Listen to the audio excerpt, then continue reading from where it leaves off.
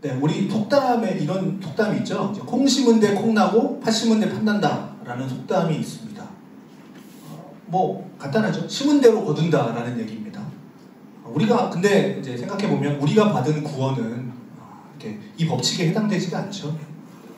우리가 심은 것을 생각하면 구원이라는 놀라운 선물을 받을 수가 없습니다. 무슨 얘기냐면 구원은요, 하나님께서 구원은 우리가 뭐 착한 일을 해서 구원을 받는 게 아니고요, 뭐 우리가 무슨 뭐 대단한 일을 세상에서 대단한 업적을 쌓았다고 해서 뭐 구원을 받는 그런 것이 아닙니다. 흔히 얘기하는 뭐 불교에서 얘기하는 뭐 덕을 쌓아야 뭐 구원을 받는다, 뭐 부처가 된다, 뭐 이런 얘기가 있는데 기독교는 그렇지 않습니다. 우리가 심은 것을 생각하면 구원이라는 놀라운 선물을 받을 수가 없습니다. 그래서 우리 기독교를 뭐라고 얘기하냐면 은혜의 종교라고 얘기합니다. 이신칭의 믿음으로 구원을 얻는 것이죠. 예수 그리스도를 믿으면 구원을 얻는 것이죠. 자, 우리가 하나님의 자녀가 되는 것, 될 수 있는 이유도 없고요, 될 자격도 없는 우리들이지만 하나님께서 우리를 너무나도 사랑하셔서 일방적으로 주어진 겁니다. 구원은 그래서 그것을 믿기만 하면 구원을 받는 거죠. 구원뿐만 아니라 우리가 이제 크리스찬으로서, 신자로서 장차 천국에 이를 때까지 우리의 일생을 어떻게 해요? 하나님의 은혜로 살아갑니다. 매 순간순간마다 하나님의 인도하심을 통해서 우리는 살아갑니다. 우리에게 아름다운 가정을 주셨고요, 또 땀 흘려 일할 수 있는 우리의 일터를 주셨고요, 또 마음껏 하나님을 찬양할 수 있는 이 예배당, 이 모든 것이 다 하나님의 은혜라는 거죠. 이게 감사하는 삶인 거죠. 이게 우리 감사의 삶입니다. 이 모든 것, 내가 숨쉬는 것조차도 하나님의 은혜로 우리가 살아갑니다.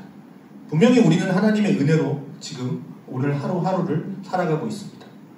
그러나 이 온 우주와 온 인생을 다스리는 또 하나의 법칙이 있는데요, 그게 뭐냐면 바로 오늘 말씀처럼 심은 대로 거둔다라고 하는 법칙이라는 겁니다. 자, 우리 인생은 분명히 심은 대로 거둡니다.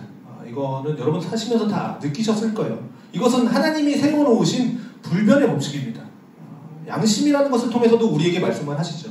그런데 인간은요, 이 평범하고도 아주 단순한 진리를 무시하고 살 때가 너무나도 많습니다. 뭐 대표적으로 이런 게 있겠죠. 뭐 공감의 시대를 쓴 이제 제레미 리프킨이라는 박사님이 계신데 1990년대까지만 해도 인간이 이 지구상에서 차지하고 있었던 땅이 14% 정도였다고 합니다. 그런데 이제 이게 2000년대가 되면서 이제 막 산업 개발이 일어나면서 인간이 거주하거나 그다음에 사용하고 있는 땅이 무려 14%에서 77%까지 늘어납니다. 다시 말하면 뭡니까? 그전에는 이제 식물들이나 동물들이 살고 있었던, 차지하고 있었던 그 공간을 이제 2000년대 되면서 인간이 다 차지하게 된 것이죠. 자, 그러니까 이제 오랫동안 동물 세계 속에서 머물러 있었던 뭐 박테리아나 뭐 바이러스 이런 것들이 이제 인간 세계로 넘어온 것이다 라고, 그것이 이제 코로나다 라고 이렇게 많은 사람들이 그렇게 뭐 얘기를 하기도 합니다. 그러니까 이제 과학자들의 경고, 뭐 감염병 학자들의 그런 경고를 뭐 우리 보통 얘기하잖아요. 뭐 그린피스나 이런 데서 자연을 훼손하면 안 됩니다, 뭐 이런 것들을 많이 하잖아요. 그런 경고를 이제야 사람들이 조금씩 듣기 시작했다는 거죠. 자, 인간의 행위, 인간의 뿌린 결과가, 행위가 결국은 이런 결과를 낳게 되었다라는 사실입니다. 자, 따지고 보면 뭡니까? 인간의 욕심이 자연을 함부로 훼손했기 때문이죠. 그래서 아무런 뭐 그냥 막 인간을 위해서 만든 뭐 댐으로 인해서 많은 자연들이 막 파손되는 경우들을 우리가 많이 뉴스를 통해서 심심치 않게 보지 않습니까?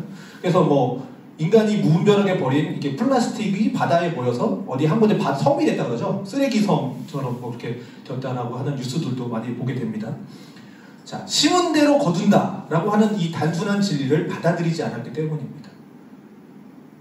자, 사람들이 악을 행하면, 내가 지금 악을 행하면 지금 악을 행해서 지금 이 순간만 넘어가면 되지, 요 위기만 좀 모면하고 싶어, 거짓말을 해서 내 이 위기를 좀 모면한다, 넘기면 된다 라고 하는 경향이 우리에게는 조금씩 있습니다. 하지만 그것을 언젠가는 내가 거두어야 할 것이라는 생각을 하지 않죠. 그러니까 우리가 그냥 순간순간 거짓말로 위기를 모면하죠. 그래서 너무 쉽게 우리가 악을 행하죠. 이 악이 다시 나에게 돌아온다는 생각을 전혀 하지 않습니다. 마찬가지로 반대로 선을 행하는 것도 마찬가지죠. 내가 지금 선을 심으면 훗날 이 선에 대한 열매를 맺을 것에 대한 기대가 없습니다. 좋은 일을 향하면 언젠가 그 좋은 일에 대한 열매를 맺는다는 것을 믿는다면 사람들이 좀 더 좋은 선을 행하지 않겠습니까? 이 내가 선을 행한 것이 결과가 좋은 결과로 날 것이다라는 믿음이 있다면. 그러나 사람들은 이 진리를 믿지 않습니다. 자, 릭 워렌 목사님 계십니다. 그러니까 미국의 이제 세들백 교회라고 되게 유명한 교회입니다. 세들백 교회 원로 목사님이신데, 자, 이분이 이런 얘기를 했습니다. 신앙의 성장은 자신이 원하는 만큼만 이루어진다 라고 했습니다. 즉 무슨 얘기냐? 내가 이 정도의 신앙의 수준을 갖고 있는 이유가 뭐냐? 그것은 이 정도만 원했기 때문이라는 거죠. 내가 이 정도만 씨를 뿌렸으니까 이 정도만 잘하는 거죠. 성경에 대해서 깊이 더 알고 싶지만 그렇지 못한 이유가 뭐냐? 내가 성경을 알아가는 일에 그 정도의 시간만, 정성만 사용했기 때문에 그 정도만 알다라는 얘기를 하는 거죠. 뿌린 대로 그 정도로 거두는 거죠. 자, 오늘 본문 7절 말씀입니다. 스스로 속이지 말라. 하나님은 업신여김을 받지 아니하시나니 라고 했습니다. 자, 여기 업신여긴다 라는 이 헬라어, 그러니까 이 헬라어의 원뜻을 보면, 이 업신여긴다의 헬라어 원뜻을 보면 코웃음을 치다 라는 뜻을 내포하고 있습니다. 그러니까 누가 감히 창조주 하나님께서 말씀하시는데 그 앞에서 코웃음을 칠 수 있겠습니까? 하나님은 코웃음 치는 것을 받지 않는다 라는 얘기겠죠. 자, 그런데 한낱 먼지에 불과한 인간들이 지금 이 창조주, 이 온 세상의 창조주 되시는 하나님을 비웃는다라는 거죠. 너무 웃긴 얘기죠. 그런 경우가 실제로 많다라는 사실입니다. 그렇다면 도대체 우리가 무엇이 하나님을 비웃는 일인가? 왜 하나님을 비웃는가? 바로 심은 대로 거둔다 라고 하는 이 하나님의 이 자연의 법칙, 불변의 말씀을 무시한다라는 거죠. 그것으로 하나님을 비웃는다 라는 겁니다. 자, 그러면 이렇게 하나님의 법칙을 무시하는 인간들의 삶의 태도가 뭘까? 도대체 무엇으로 내가 하나님의 이 법칙을 무시하는가? 두 가지로 좀 이야기해 볼 텐데요. 첫 번째는요, 억울해야 한다라는 거죠. 무슨 얘기냐면 나는 남을 진실하게 대했는데 남이 나를 속였다 라고 억울해합니다. 나는 많이 뿌렸는데 적게 거뒀다라고 이제 불만을 토하는 겁니다. 수고는 많이 했는데 거기에 따르는 대가가 적다라고 하는 겁니다. 나는 좋은 것을 뿌렸는데 나쁜 것을 거둔다라고 불평을 하는 거죠. 그리고 내가 한 행위는, 수고한 행위는 선한 것이었는데 결과가 이렇게 났다라고 푸념을 합니다. 정말 그렇습니까? 내가 뿌리지 않은 씨를 내가 거둔다? 라고 하는 이 모순. 이 모순이 우리 모든 사람들의 마음 가운데 있습니다. 여러분, 그래도 이런 사람들은 좀 나은 편인데요. 두 번째로 잘못된 우리가 하나님을 업신여기는 태도가 있는데 그게 뭐냐면 요행을 바라는 겁니다. 이 사람은 심지도 않고 거두겠다라는 거죠. 땀 흘려 일할 생각은 하지 않고 그냥 로또 복권을 사는 사람들입니다. 땀 흘리지 않고 이익을 얻겠다는 거죠. 뭐 이렇게 얘기할 수도 있겠죠. 로또 복권 사는 게 얼마나 힘든데 뭐 이렇게 얘기하는 그것도 시간과 정성을 들여야 되고 확률 게임이야 뭐 그래서 뭐 얻겠다는 사실입니다. 우리는 분명히 이거를 알아야 되죠. 하나님은 심은 대로 거두게 하시는 분이십니다. 악을 행하면서 나는 이것을 거두지 않을 거야. 악을 심었는데 나는 이 악에 대해서 거두지 않을 거야 라고 하는 것은 스스로 속이는 일이라는 겁니다. 하나님을 업신여기는 행위라는 거죠.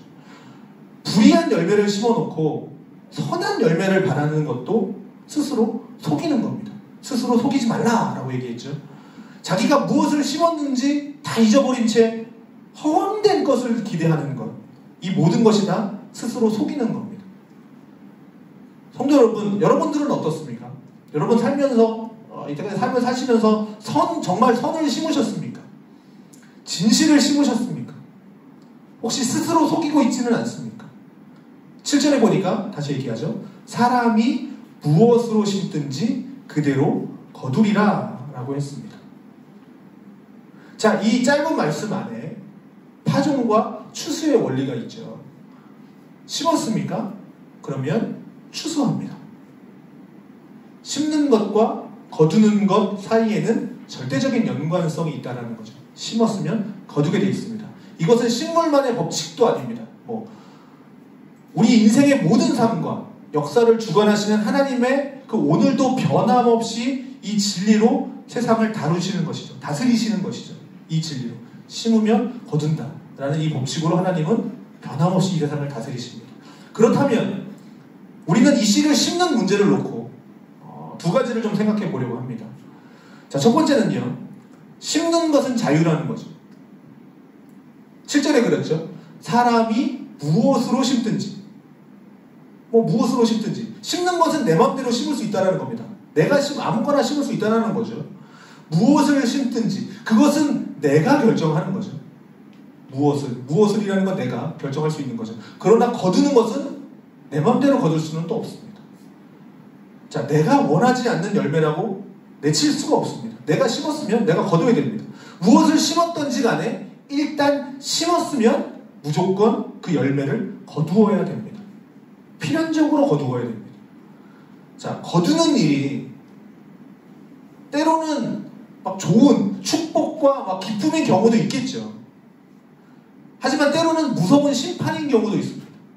악으로 심었으면 무서운 심판이 따르겠죠. 이 추수는 내가 결정하지 못합니다. 뿌린 대로 거둡니다. 기쁨으로 이 추수를 할 수도 있지만 때로는 괴로움으로 이 추수에 임할 수도 있습니다. 그게 뭐죠? 무엇을 심느냐에 따라서 추수는 이미 결정되어지는 겁니다. 자, 두 번째는요. 심는 것과 거두는 일에는요. 시공간적 차이가 있다는 것이죠.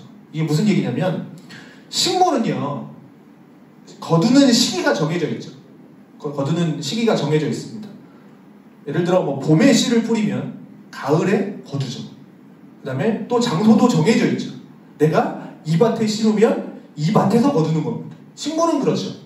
그러나 우리의 삶에 있어서 이것이 또 일정하지는 않습니다. 우리의 삶에 있어서는요. 이런 거죠. 오늘 심었다고 해서 꼭 정해진 때, 예를 들면 내일 거두는 것도 아니죠.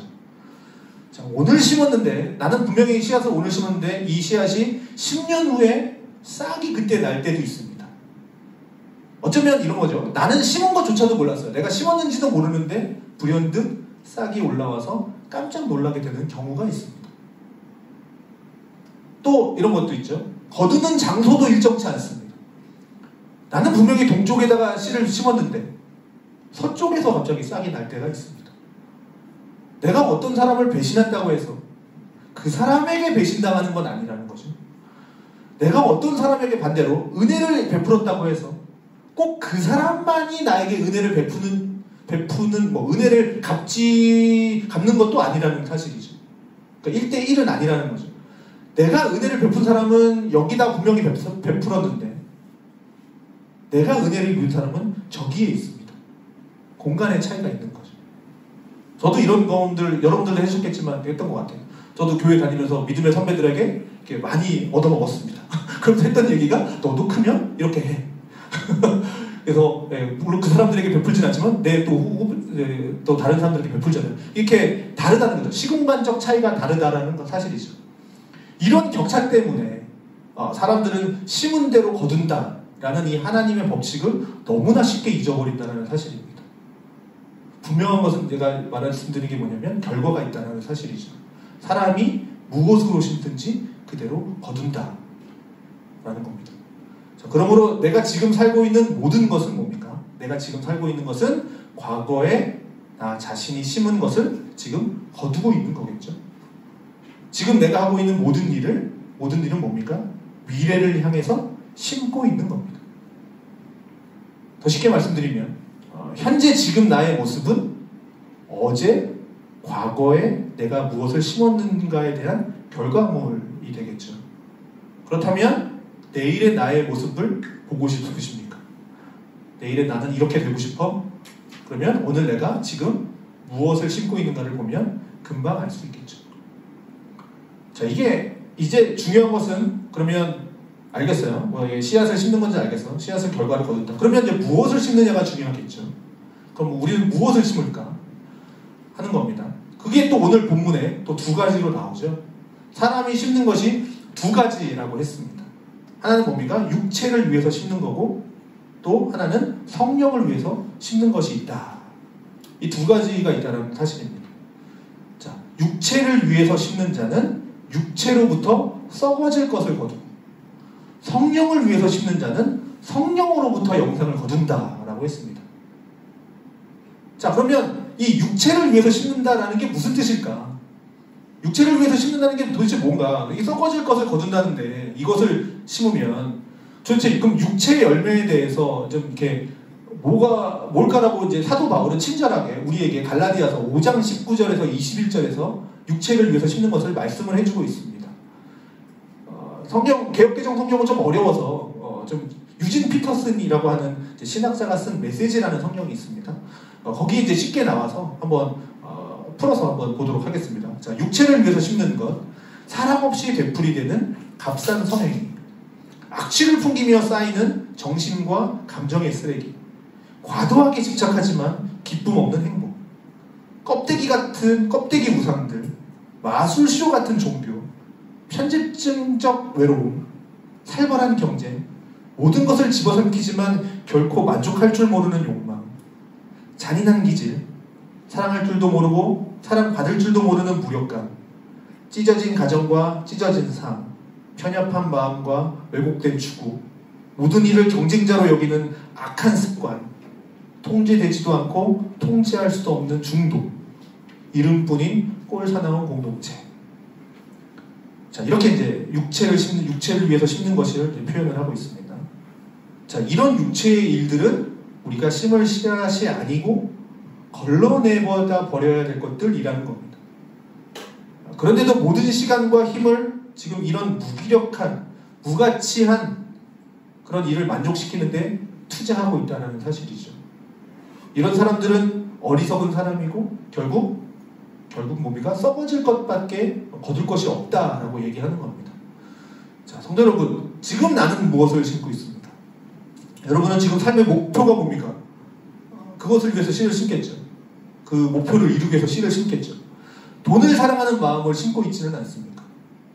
거짓의 씨앗을 심고 있지는 않습니까? 미움을 심고 있지는 않습니까? 혹시 게으름을 심고 있지는 않습니까? 쾌락의 씨를 지금 뿌리고 있지는 않습니까? 자, 심은 대로만 거둡니다. 심은 대로만. 육체를 위해서 심으면 썩어질 것밖에 거둘 것이 없습니다. 결국 후회할 수밖에 없다라는 얘기죠. 자, 그러나 이제 반대로 성령을 위해서 심는 일들이 있다라는 거죠. 성령을 위해서. 자, 갈라디아서 5장 22절에는 말합니다. 성령을 위해서 심는 일은 뭐냐면 사랑과 희락과 화평과 오래 참음과 자비와 양성과 충성과 온유와 절제라고 말을 하고 있습니다. 자, 이게 우리가 성령의 9가지 열매라고 우리가 보통 외우고 있죠.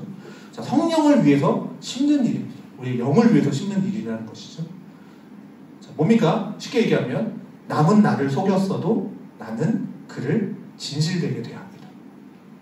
남이 나에게 미움의 화살을 쏴도 나는 사랑의 대포로 응수하려 합니다.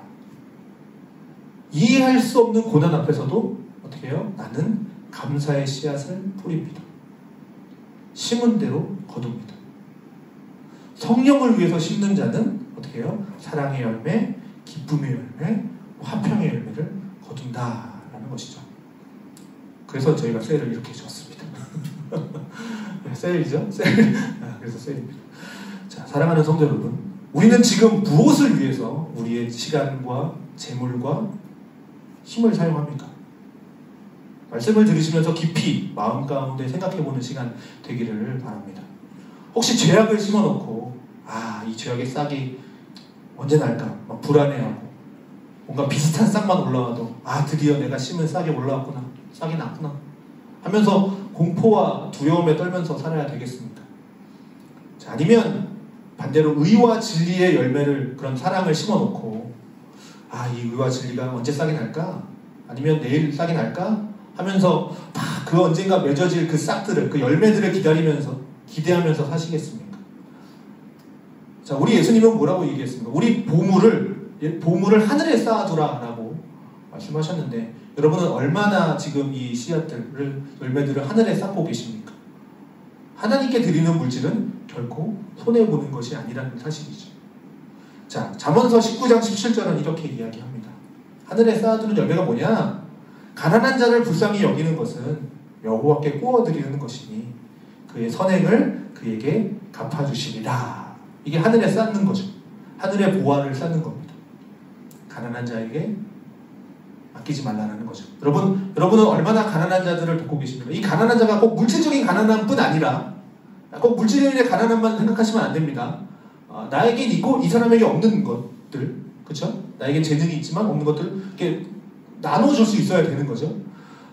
여러분 얼마나 이게 나의 재능들이 많으면 세상은 그러죠. 이거를 알려주면 안 돼. 내 알기스야. 그러면 내가 가치가 없어져. 그래서 막 안 알려주려고 그러고 막 그렇게 되잖아요. 여러분 하지만 우리가 이제 돈을 예를 들면 자기도 살기 힘들면서 그저 몇 푼 되진 않지만 어려운 분들을 도와주는 분들이 참 많습니다. 참 복된 손길 아니겠습니까? 나에게 있는 자그마한 재능이지만 그것들을 필요한 사람들에게 나누어 주는 것들. 그래서 뭐 그런 것들 있잖아요. 그러니까 나한테는 필요 없지만 이렇게 플로잉하는 것들, 이런 부분들 너무나도 귀한 사역들인 것 같아요.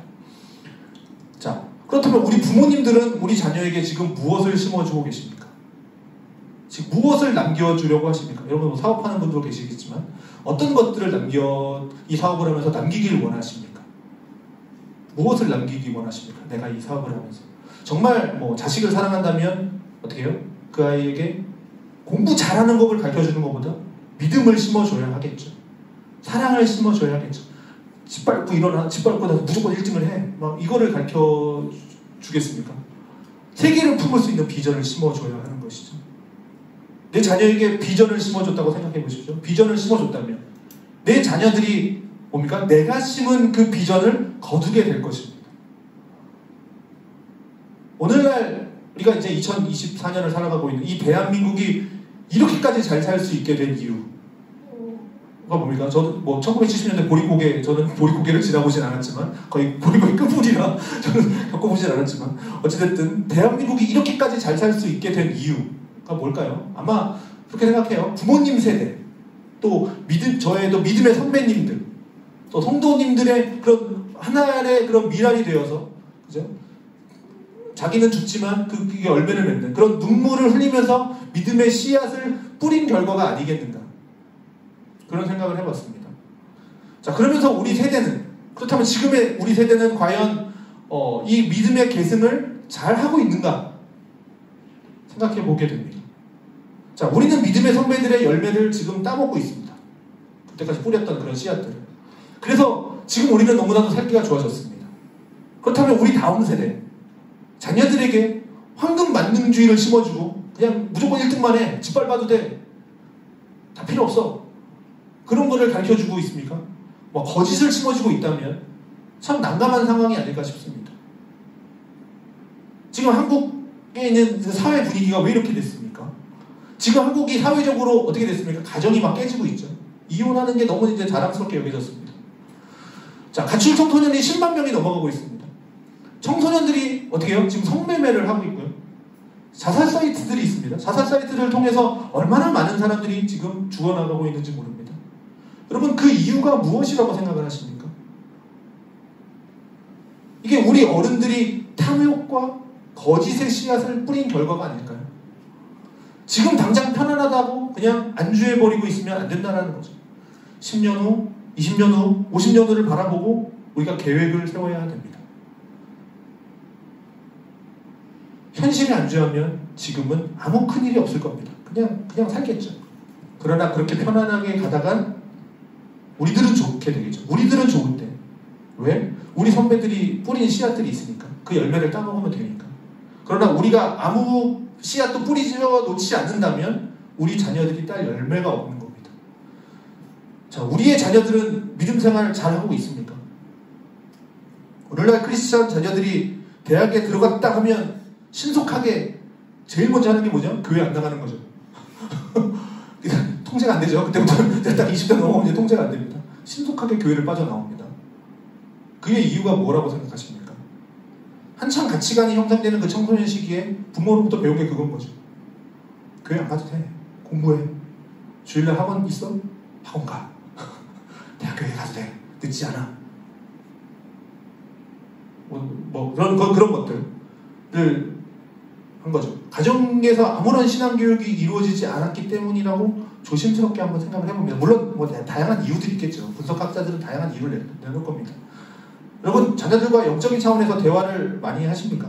아니면 굳이 여기 자녀가 아니더라도 주위 사람들과 영적인 차원에서 같이 교회를 다니는 거 알고 크리스찬인지 아는데 영적인 대화를 한 번도 한 적이 없어. 혹시 그러지는 않습니까? 자녀들에게 학교 성적 막 닥달하면서 학교 성적 막 닥달하는 만큼 자녀들의 믿음 생활을 놓고 닥달해 보신 적 있으십니까? 오늘 우리가 자녀들에게 믿음의 씨앗을 심지 않으면서 어떻게 훗날에 우리 자녀들이 믿음 생활을 제대로 할 것이다 라고 기대할 수 있겠습니까? 자, 우리가 우리 자녀들에게 진실의 씨앗을 뿌리지 않으면서 어떻게 훗날 우리의 자녀들이 진리의 편에 설 것이다 라고 장담할 수 있겠습니까? 스스로 속이지 말라라는 거죠. 심은 대로 거둡니다. 그저 잘 되겠지. 얘는 잘 될 거야. 잘 될 거야. 망상일 뿐이라는 거죠. 자, 오늘 9절에 뭐라고 말씀을 합니까? 선을 행하되 낙심하지 말지니 피곤하지 아니하면 때가 이르면 거두리라. 자, 하나님이 정하신 때가 있다라는 거죠. 그것이 언제일지 아무도 모릅니다. 하나님만 아십니다. 그게 언제인지, 그 씨가 자라는 게 언제인지, 어디인지, 얼마만큼인지, 누구를 통해서인지 우리는 알 수 없습니다. 그러나 꼭 기억합시다. 분명히 선에 대한 아름다운 열매는 맺혀진다라는 사실이죠. 그래서 시편 126편 5절에서 6절은 이렇게 노래합니다. 눈물을 흘리며 씨를 뿌리는 자는 기쁨으로 거두리로다. 울며 씨를 뿌리러 나가는 자는 반드시 기쁨으로 그 곡식 땅을 가지고 돌아오리로다. 씨를 뿌릴 때는요, 너무 힘들어서 어떻게 해요? 눈물로 씨를 뿌린대요. 너무 힘들어서 씨를 뿌리는 게. 그러나 그 열매를 거둘 때는 어떻게 됩니까? 기쁨으로 열매를 거둔다 라는 말씀입니다. 따라서 씨를 뿌리는 자는 이 언젠가 거두게 될 이 추수의 날을 바라보면서 오늘도 한 알의 씨앗을 눈물로 뿌리게 되는 것이죠. 자, 대표적인 예를 하나 들고 마치겠습니다. 우리 예수님을 한번 생각해 봅시다. 예수님이 십자가에서 죽으신 일이 느닷없이 근데 충동적으로 야 이거 좋은 아이디어야 이렇게 한 게 아니죠. 창세전부터 이미 계획하신 계획입니다. 느닷없이 일어난 일이 아니라는 거죠. 빌립보서 2장 6절에서 8절은 이렇게 얘기합니다. 예수님이죠. 그는 근본 하나님의 본체셨는데 하나님과 동등됨을 취하지 않았답니다.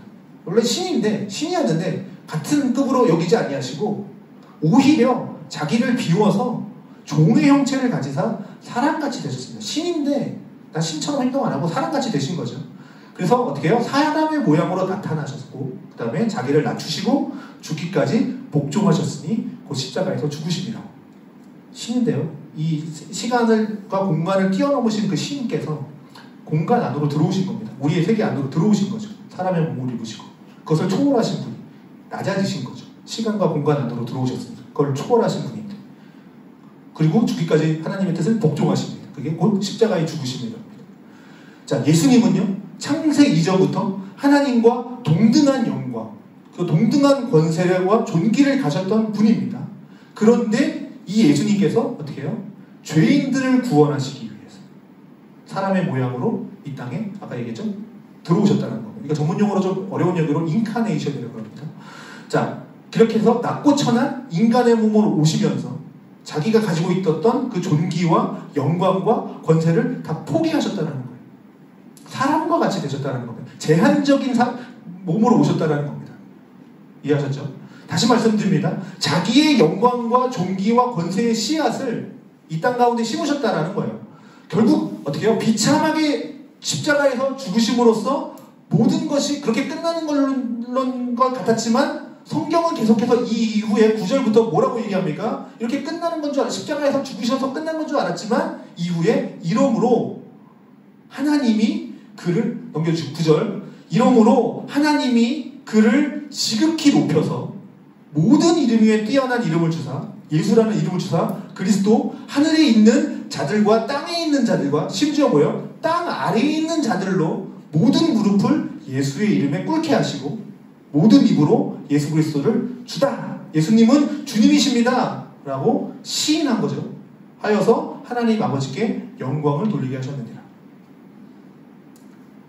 자, 십자가의 죽으심으로 하나님의 사랑을 그 씨앗을 뿌리심으로써 하늘에 있는 자나 땅에 있는 자나 땅 아래에 있는 자들까지도 그러니까 모든 사람들인 거예요. 모든 존재인 거죠. 예수의 이름 앞에 무릎을 꿇는 더 크고 더 놀라운 영광과 존귀를 얻으셨습니다. 그것이 심고 거두는 추수의 의미가 가장 극명하게 나타나는 사건이 바로 십자가의 사건입니다. 그 결과가 뭡니까? 예수님이 십자가에서 씨를 뿌리심으로 얻게 된 거두는 뭡니까? 구원받지 못할 죄가 없습니다. 용서받지 못할 죄가 없습니다. 멀리 갈 것 없이 나 같은 죄인까지도 가장 확실하게 가장 완전하게 구원을 얻을 수 있는 그 놀라운 하나님의 계획을 예수님이 십자가에서 뿌리신 씨앗으로 우리가 다 이루심으로써 우리가 그것을 거두게 되었다는 사실이죠. 자, 사랑하는 성도 여러분, 여러분은 어떤 씨앗을 지금 뿌리고 계십니까? 심고 계십니까? 불의의 씨앗? 거짓과 탐욕? 미움과 게으름의 씨앗들을 심어놓고 이제나 저제나 그 싹이 자라날까 정정긍긍하면서 혹시 살고 계십니까? 아니면 반대로 의의 씨앗, 사랑과 인내, 용서와 부지런함의 씨앗을 지금 심고 언제쯤 그 씨앗이 자라날까? 그 싹이 자라날까? 소망 중에 그 열매를 기다리면서 사시겠습니까? 자, 이제 우리도 추수의 때를 바라보고 말없이 뿌려야 할 때입니다. 우리도 매일 삶이 씨를 뿌리는 삶이 되어야 되겠지만 특별히 우리 다음 주 믿음의 씨앗들을 뿌립시다. 혹시나 이게 염려에서 높아지면서 믿음의 씨앗을 뿌렸는데 그 결과를 당장 못 거둘 수도 있어요. 그거는 미리 말씀드립니다. 나는 다음 주에 이렇게 뿌렸는데 왜 안 오는 거야? 그 다음 주에 혹시 상심해가지고 이런 거 할 필요 없어. 안 해도 돼. 이거 전도전 제발 소용없어. 이런 거 말고 딴 거 해. 이렇게 하실 수도 모르겠어요. 아닙니다. 분명히 우리가 뿌린 씨앗은요, 우리 때는 못 거둘 수 있고요, 우리 교회에서 못 거둘 수도 있습니다. 하지만 그 씨앗은 분명히 그 안에 심령 안에 자랄 겁니다. 그래서 다른 분들이 거둘지 모르겠습니다. 어쨌든 그것은 우리는 씨앗을 뿌리는 존재니까요. 그런 마음으로 우리 다음 주에도 좀 이게 씨앗을 좀 뿌렸으면 좋겠습니다.